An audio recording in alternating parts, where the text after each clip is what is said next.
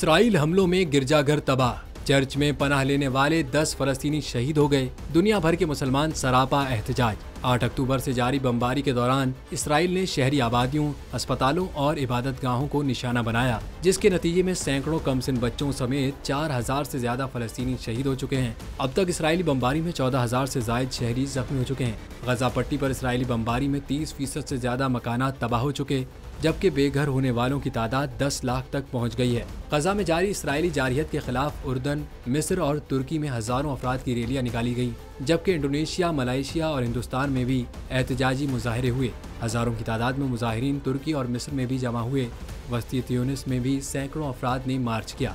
मुजाहिरीन में से कुछ ने इसराइल के खिलाफ फौजी कार्रवाई का मुतालबा किया। दूसरों ने कहा कि अरब रियासतों को गजा पर बमबारी रोकने के लिए दूसरे तरीके इस्तेमाल करने पर गौर करना चाहिए। इन ममालिक में इसराइली सिफारत खानों के करीब एहतजाज करके जंग बंदी का मुतालबा किया गया।